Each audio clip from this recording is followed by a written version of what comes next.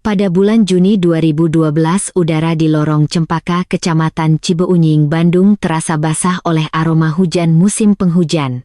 Bambang Supardi, seorang operator beko, mengaku tidak bisa menghilangkan perasaan aneh yang menghantuinya sepanjang pagi itu. Saat ia menghunjamkan lengan beko untuk ketiga kalinya, mesin itu tiba-tiba tersedot ke dalam sebuah kekosongan yang tak terduga. Seolah-olah ada sebuah ruangan tersembunyi di bawah tanah yang telah lama kosong tanpa seorang pun tahu. Ia turun dari kabinnya dan mulai menyingkirkan tanah dengan tangan kosong. Dan pada saat itulah ia menyadari bahwa yang disentuh ujung jarinya bukanlah batu. Sesuatu yang terlalu ringan, terlalu kecil, dan terlalu bulat. 3 buah berjajar rapi seolah sedang tertidur. Di ujung lorong, Nenek Lastri yang berusia 78 tahun dan tinggal di depan rumah berpagar biru, perlahan-lahan meletakkan keranjang cucian yang sedang dipegangnya saat melihat pemandangan garis polisi kuning yang dibentangkan. Ia tidak mengucapkan sepatah kata pun. Sama seperti 20 tahun yang lalu ketika 3 anak kembar berusia 5 tahun menghilang dari lorong ini dalam semalam, ia juga hanya terdiam. Pada suatu malam yang dingin di musim hujan tahun 1992, 3 saudara kembar 3 dari Bandung menghilang. Dunia menyebutnya sebagai kasus anak hilang. Sebenarnya apa yang terjadi pada malam itu? Hari ini saya akan menceritakan kisah hilangnya 3 saudara kembar dari Bandung. Sebelum memulai, mohon dukungannya dengan menekan tombol subscribe dan like. Silakan tinggalkan komentar dari kota mana Anda menonton, saya akan menyapa Anda satu persatu. Mari kita mulai ceritanya. Misteri Nusantara, channel yang mengupas misteri dan kisah nyata. Kasus waktu itu. TKP sebuah kasus luar biasa, cerita yang tersembunyi di dalamnya hingga kepingan teka-teki yang belum terpecahkan. Kebenaran misteri yang terungkap setiap minggunya. Subscribe sekarang dan ikuti penelusurannya bersama kami. Pada bulan Desember 1992, Kecamatan Cibeunying di Bandung adalah sebuah lingkungan yang kecil dan tenang. Di setiap sudut lorong tercium aroma masakan dari tungku arang dan suara tawa anak-anak melintasi pagar rumah. Di lingkungan ini ada satu rumah yang paling ramai, yaitu rumah milik Agus Setiawan. Agus, 33 tahun, adalah seorang buruh pabrik biasa. Istrinya Dewi Lestari, 31 tahun, bekerja paruh waktu di warung kelontong sembari mengurus rumah tangga. Pasangan ini memiliki sebuah anugerah istimewa yang membuat banyak orang iri, yaitu 3 putra kembar identik berusia 5 tahun. Yang pertama Bagas, kedua Bagus, dan ketiga Bimo. Ketiga anak ini memiliki wajah dan postur tubuh yang nyaris sama, bahkan para tetua di lingkungan itu pun sering kesulitan membedakan mereka.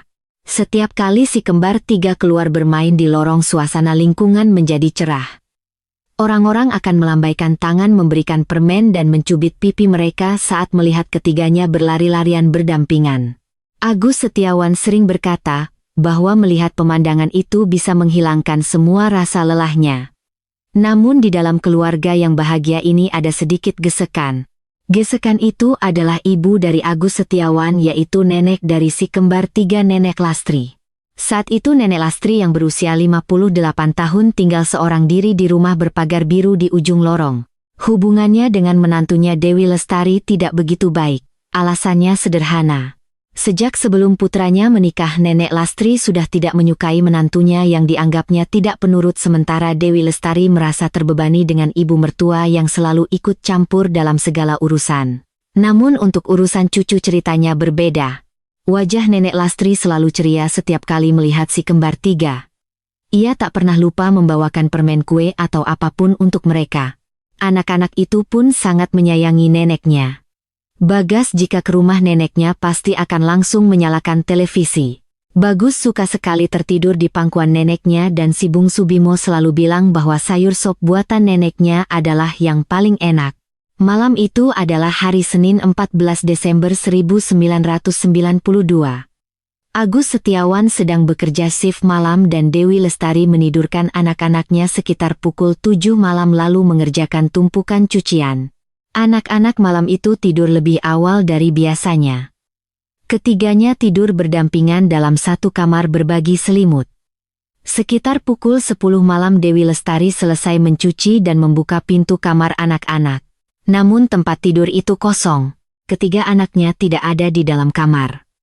Awalnya ia mengira mereka pergi ke kamar mandi. Tetapi kamar mandi, dapur dan halaman belakang juga kosong. Pintu depan rumah bisa dibuka dari dalam dan malam itu sedikit terbuka. Dewi Lestari berlari keluar ke lorong. Ia memanggil nama anak-anaknya sambil menyusuri seluruh lingkungan. Tapi tak ada jawaban. 3 anak berusia 5 tahun telah lenyap tanpa jejak di tengah malam yang dingin. Sebenarnya apa yang terjadi di lorong itu pada malam nahas tersebut? Jeritan Dewi Lestari yang terdengar seperti raungan mengguncang keheningan lorong sekitar pukul 10:30 malam. Pintu-pintu rumah tetangga satu persatu terbuka dan warga yang masih mengenakan piyama berhamburan keluar. Kabar menyebar dengan cepat. 2 orang polisi dari Polsek Bandung Timur yang menerima laporan tiba di lokasi sekitar pukul 11 malam.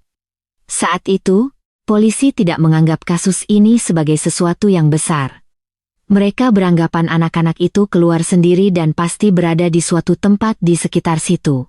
Pada tahun 1992 sudah menjadi prosedur standar bahwa polisi tidak akan memulai investigasi penuh sebelum 24 jam berlalu sejak laporan anak hilang diterima. Sulit untuk dipahami dengan standar sekarang, tetapi begitulah keadaannya saat itu. Namun malam itu adalah malam di musim penghujan. Suhu di Bandung turun drastis karena hujan lebat. 3 anak berusia 5 tahun yang hanya mengenakan pakaian tidur tipis tidak akan bisa bertahan lama di luar dalam cuaca seperti itu. Dewi Lestari menangis histeris mendesak polisi dan sekitar 10 orang warga secara sukarela, mulai menyisir setiap sudut lorong. Saat itulah, seseorang yang paling pertama menarik perhatian muncul. Ia adalah Pak Ujang yang sedang berdiri sendirian di ujung lorong. Pak Ujang yang saat itu berusia 45 tahun dikenal sebagai orang yang sedikit aneh di lingkungan itu. Ia tidak punya pekerjaan tetap dan punya kebiasaan tidur di siang hari dan berkeliaran di malam hari membuatnya dipandang tidak nyaman oleh warga sekitar. Malam itu pun ia hanya berdiri sendirian di ujung lorong menatap kosong ke arah orang-orang yang sedang melakukan pencarian. Beberapa warga menunjuk ke arah Pak Ujang kepada polisi. Orang itu sering berkeliaran di sekitar anak-anak, kata mereka. Dia mencurigakan. Polisi memanggil Pak Ujang dan mengajukan beberapa pertanyaan singkat. Dengan terbata-bata ia mengaku minum-minum sendirian malam itu. Pemilik warung di ujung lorong mengonfirmasi bahwa Pak Ujang berada di dalam warungnya dari pukul 9 hingga 10 malam. Ia punya alibi. Namun ada satu hal aneh lainnya. Di bawah jendela kamar anak-anak ada jejak kaki di lumpur. Jejak kaki besar yang sepertinya milik seorang pria dewasa. Polisi mencatat jejak kaki ini, tetapi dengan teknologi saat itu analisis forensik yang akurat sulit dilakukan. Jejak kaki itu mengarah ke tembok pagar lalu menghilang. Pencarian malam itu akhirnya berakhir tanpa hasil. Tidak ada satupun jejak dari ketiga anak itu ditemukan. Keesokan paginya kasus ini mengambil arah yang sedikit berbeda. Salah seorang warga memberikan informasi kepada polisi. Ia adalah Ibu Wati, seorang wanita berusia 50-an yang tinggal di seberang rumah Agus Setiawan.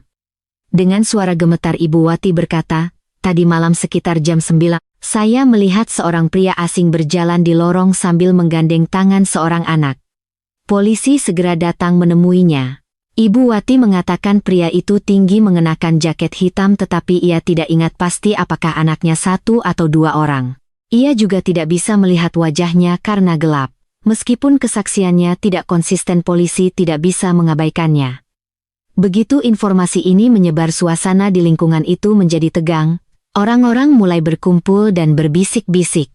Jangan-jangan ini penculikan anak oleh sindikat, kata mereka. Saat itu desas-desus tentang penculikan anak memang sedang marak di sekitar Bandung sehingga ketakutan warga menyebar dengan cepat. Namun pada sore harinya, seseorang yang sama sekali tidak terduga datang ke kantor polisi. Ia adalah nenek dari si kembar 3, Nenek Lastri. Ia duduk di hadapan polisi dan dengan suara tenang berkata, "Sebenarnya tadi malam anak-anak itu datang ke rumah saya." Polisi terkejut dan bertanya kapan jam berapa mereka datang. Nenek Lastri menjelaskan bahwa sekitar pukul 8 malam ketiga cucunya datang sendiri berjalan kaki menyusuri lorong dan mengetuk pintu rumahnya. Ia memberi mereka kue dan membiarkan mereka menonton televisi, tetapi karena anak-anak terlihat mengantuk ia mengantar mereka pulang. Waktunya katanya sekitar pukul 9 malam. Polisi segera melakukan verifikasi. Jika apa yang dikatakan Nenek Lastri benar berarti anak-anak itu menghilang di suatu tempat setelah pukul 9 malam. Tapi ada yang aneh. Dewi Lestari mengatakan ia menidurkan anak-anaknya pada pukul 7 malam. Menurut Nenek Lastri ini berarti anak-anak itu bangun sendiri setelah ibu mereka menidurkan mereka lalu berjalan menyusuri lorong ke rumah neneknya. 3 anak berusia 5 tahun sendirian di tengah malam yang dingin. Ceritanya tidak masuk akal. Namun Nenek Lastri bersikeras bahwa ceritanya benar. Polisi yang menanganinya kemudian mengenang bahwa tatapan matanya tidak goyah sedikit pun. Satu kesaksian ini telah memutarbalikkan arah penyelidikan sepenuhnya. Mengapa Nenek Lastri baru mengungkapkan hal ini pada saat itu? Setelah kesaksian Nenek Lastri muncul tim investigasi terbagi menjadi 2. Satu tim mendalami kemungkinan penculikan oleh orang luar berdasarkan kesaksian Ibu Wati, sementara tim lain mulai menelisik bagian-bagian yang tidak sinkron dari cerita Nenek Lastri. Namun tepat ketika penyelidikan hendak dipercepat muncul sebuah hambatan yang tak terduga. Agus Setiawan datang ke kantor polisi dan melayangkan protes keras. "Jangan curigai ibu saya," katanya. Ia meninggikan suaranya mengatakan bahwa ibunya adalah orang yang paling menyayangi anak-anaknya. Saat itu intervensi dari anggota keluarga dalam penyelidikan jauh lebih umum daripada sekarang. Detektif yang bertugas berada dalam posisi sulit dan penyelidikan terhadap Nenek Lastri pun terhenti sejenak. Sementara itu penyelidikan yang didasarkan pada kesaksian Ibu Wati menemukan petunjuk baru. Ada laporan tambahan bahwa seorang pria berjaket hitam terlihat bersama seorang anak di dekat terminal bus tak jauh dari lingkungan itu. Saksinya adalah Suparman, seorang sopir bus yang saat itu berusia 50-an. Suparman mengatakan bahwa sekitar pukul 9.20 malam itu ia melihat seorang pria bersama 2 anak hendak naik busnya di terminal tetapi kemudian berbalik arah. Ia juga menambahkan bahwa anak-anak itu tampak terkulai lemas seperti sedang tidur yang membuatnya merasa aneh. Polisi menjadi bersemangat. Sepertinya titik terang kasus penculikan oleh orang luar akhirnya ditemukan. Tenaga investigasi dipusatkan di sekitar terminal bus. Mereka menginterogasi pemilik toko di sekitar dan memanggil semua sopir yang bertugas di rute itu pada malam kejadian. Namun 2 hari kemudian Suparman kembali datang ke kantor polisi. Wajahnya terlihat sangat tegang. Ia berkata bahwa ia mungkin salah tanggal, dan ia tidak yakin apakah kejadian itu benar-benar terjadi pada malam itu. Setelah memeriksa catatan perjalanan bus, terungkap bahwa Suparman tidak mengemudikan rute tersebut pada malam kejadian. Kesaksian itu runtuh total. Tim investigasi kembali ke titik nol. Kemungkinan penculikan oleh orang luar seketika melemah. Dan perlahan-lahan semua perhatian kembali tertuju pada satu tempat. Rumah berpagar biru di ujung lorong milik Nenek Lastri. Namun tepat ketika mereka hendak mengambil langkah serius ke arahnya, variabel lain muncul. Variabel itu datang dari arah yang tak terduga. Pada hari keempat setelah kejadian, sepasang sepatu anak ditemukan di dekat Sungai Cikapundung sekitar 4 km dari lorong Cempaka. Sepatu kets biru yang kecil dan usang. Dewi Lestari langsung menangis histeris saat melihatnya. "Itu sepatu bagus anak kedua saya," katanya. Polisi segera menyisir area sekitar Sungai Cikapundung. Puluhan orang dikerahkan untuk melakukan pencarian di sepanjang sungai yang dingin. Namun selain sepasang sepatu itu tidak ada apapun yang ditemukan. Tidak ada jejak anak-anak, tidak ada barang bukti lain. Bahkan tidak ada penjelasan bagaimana sepatu itu bisa sampai di sana. Sepasang sepatu ini justru membuat penyelidikan semakin rumit. Sungai Cikapundung berjarak cukup jauh jika ditempuh dengan berjalan kaki, baik dari rumah Nenek Lastri maupun dari rumah Agus Setiawan. Sulit dipercaya bahwa anak-anak berusia 5 tahun bisa berjalan sejauh itu sendirian. Mungkin saja seseorang dengan sengaja meletakkan sepatu itu di sana. Tetapi siapa orang itu dan mengapa hanya meletakkan sepasang sepatu tidak ada yang tahu. Di tengah kebingungan yang semakin menjadi-jadi, desas-desus lain mulai beredar di lingkungan itu. Kabarnya sebelum kejadian Nenek Lastri sering bertengkar hebat dengan menantunya Dewi Lestari. Sumber rumor itu adalah Mbak Rini, seorang wanita berusia 40-an yang memiliki salon di seberang lorong. Mbak Rini mengaku sekitar seminggu sebelum kejadian ia mendengar Nenek Lastri bergumam sendirian di depan salonnya.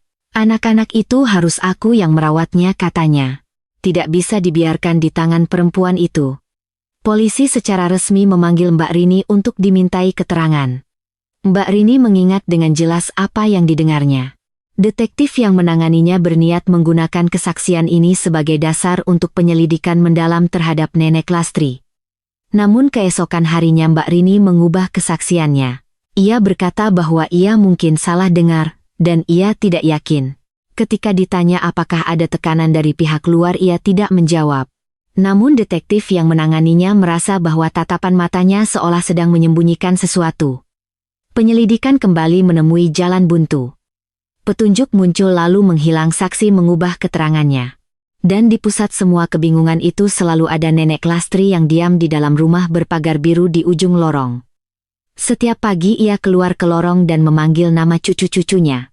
Ia menangis sambil memohon kepada para tetangga untuk membantunya menemukan cucu-cucunya. Siapapun yang melihatnya akan mengira ia adalah seorang nenek yang patah hati. Tetapi orang-orang di lorong itu yang sudah lama mengenal Nenek Lastri tahu satu hal, bahwa air mata itu tidak pernah sekalipun mengalir membasahi kedua pipinya. Bulan Desember 1992 berlalu, dan tahun baru 1993 tiba, tetapi si kembar tiga tidak kunjung kembali. Kasus ini perlahan-lahan hilang dari perhatian publik dan penyelidikan praktis berjalan di tempat. Detektif yang menanganinya sudah berganti 2 kali dan berkas kasus itu perlahan-lahan masuk ke dalam laci kasus yang belum terpecahkan. Namun sekitar 2 bulan setelah kejadian pada bulan Februari 1993 sebuah laporan datang dari tempat yang sama sekali tidak terduga.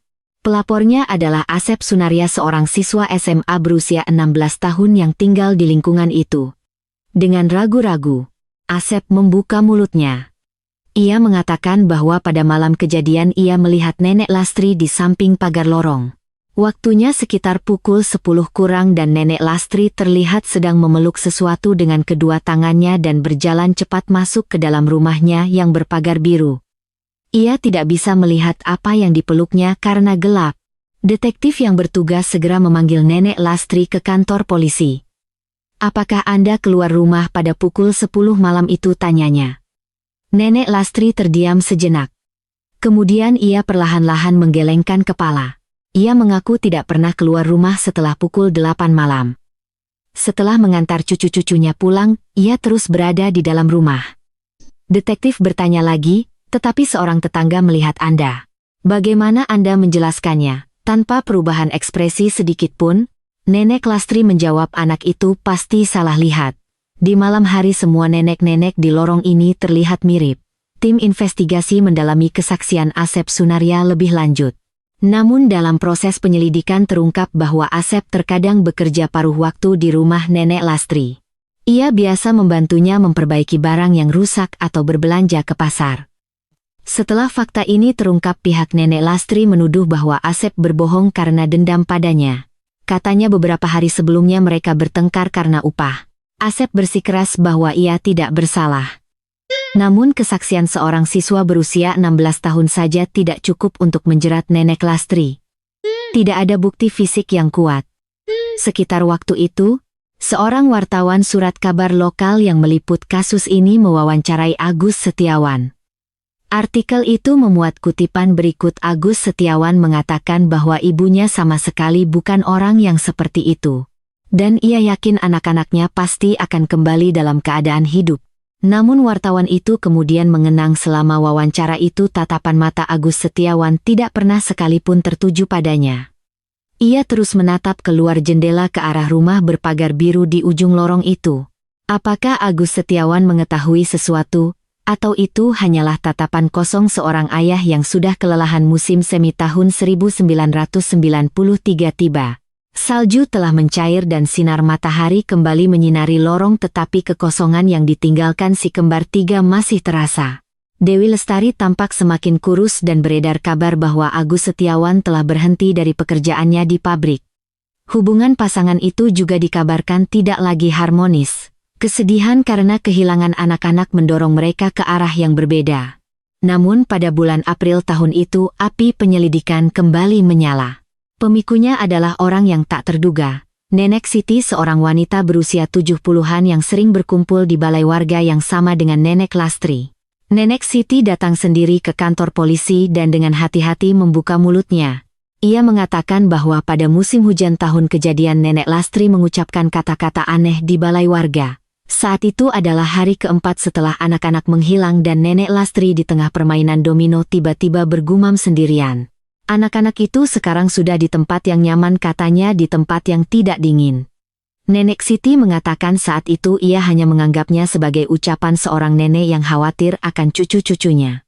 Tetapi seiring berjalannya waktu kata-kata itu terus mengganjal di hatinya hingga ia tidak bisa tidur. Detektif yang menanganinya kemudian mengaku bahwa tangannya gemetar saat mencatat kesaksian itu. Polisi kembali memanggil Nenek Lastri. Kali ini mereka menekannya lebih keras. Ketika dihadapkan dengan kesaksian Nenek Siti untuk pertama kalinya wajah Nenek Lastri menunjukkan keretakan. Ia sejenak memejamkan mata lalu membukanya dan berkata, "Saya tidak ingat pernah mengatakan hal itu." Nenek Siti sudah tua, ingatannya mungkin sudah kabur. Namun ketika detektif meninggalkan ruangan tindakan Nenek Lastri, saat sendirian di ruang interogasi menjadi kontroversi. Ia mengeluarkan tasbih dari tasnya, menggenggamnya dan memejamkan mata. Lalu dengan suara yang sangat pelan ia menggumamkan sesuatu. Seorang detektif yang mengamatinya dari luar ruangan kemudian berkata, "Saya tidak bisa mendengar apa yang dikatakannya, tetapi ekspresinya bukanlah wajah seorang nenek yang merindukan cucu-cucunya. Itu seperti wajah seseorang yang sedang memohon pengampunan atas sesuatu." Sekitar waktu itu ada pergerakan lain. Istri Agus Setiawan, Dewi Lestari, tiba-tiba berkemas dan pergi ke rumah orang tuanya. Namun sesaat sebelum pergi Dewi Lestari sempat meninggalkan pesan kepada tetangganya Ibu Wati. "Aku sudah tahu dari awal," katanya. "Aku hanya ingin percaya saja."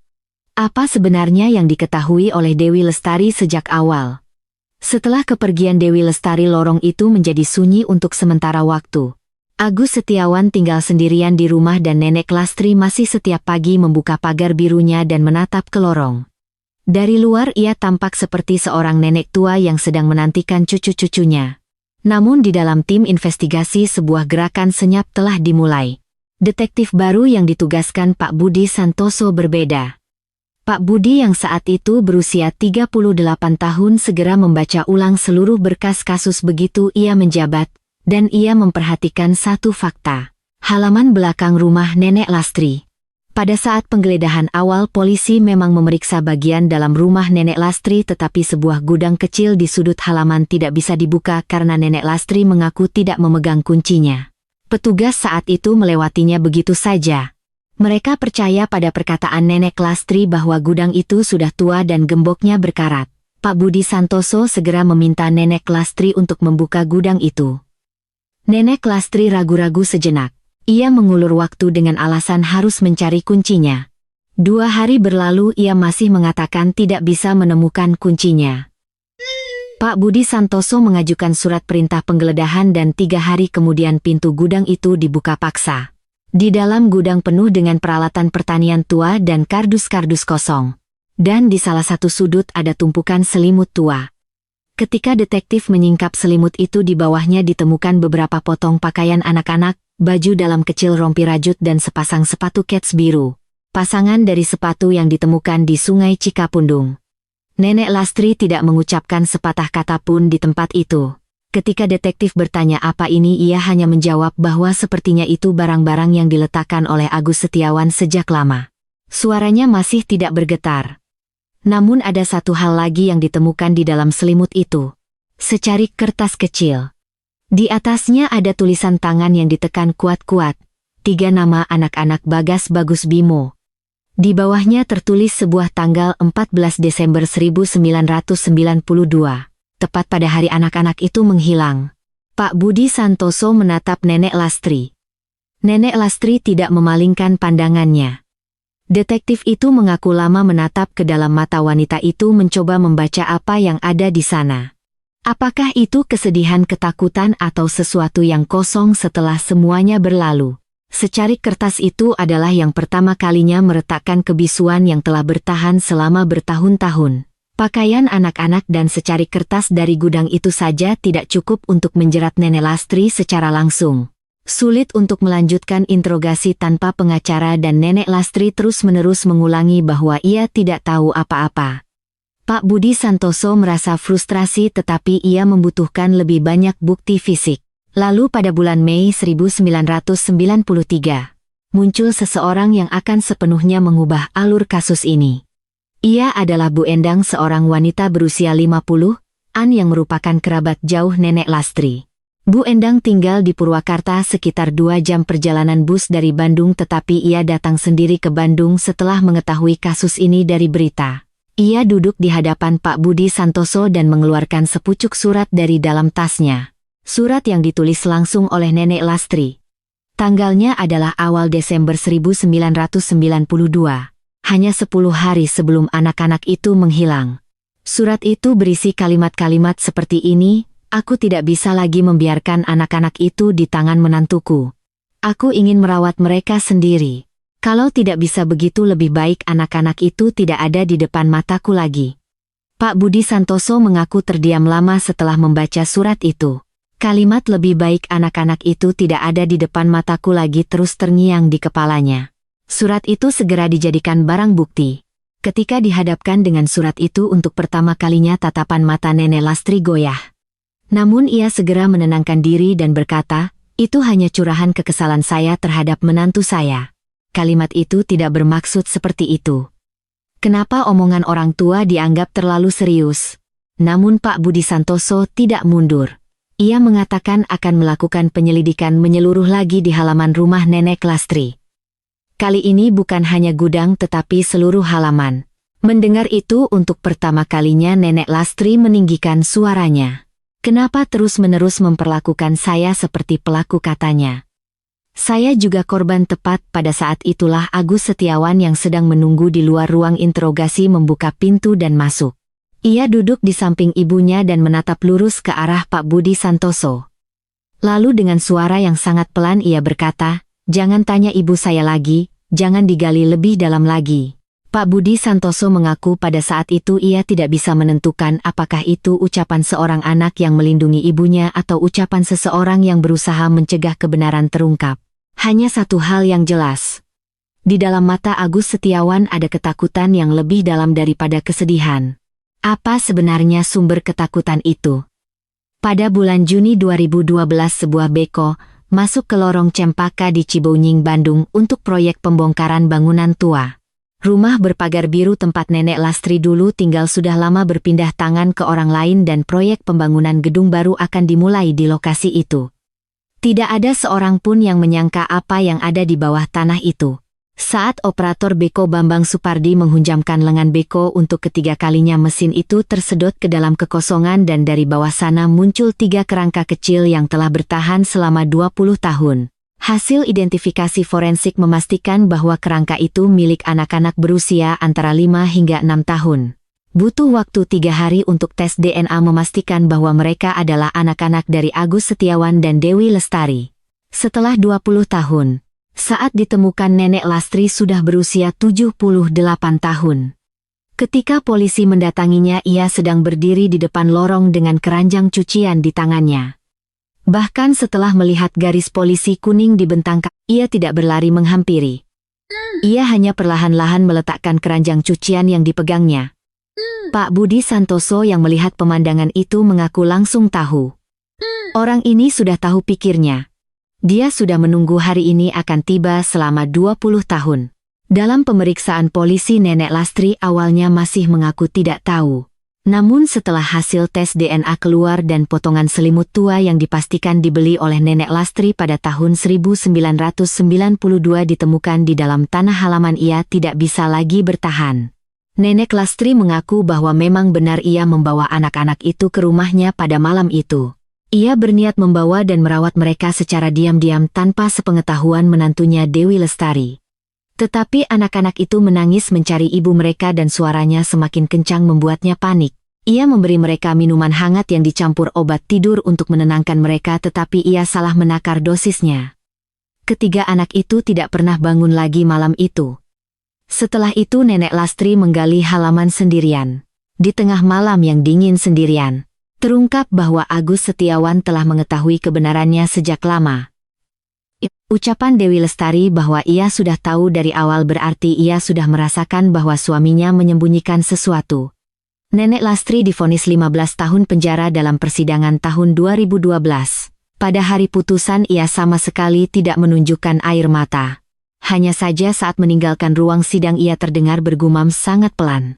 "Saya minta maaf pada anak-anak itu."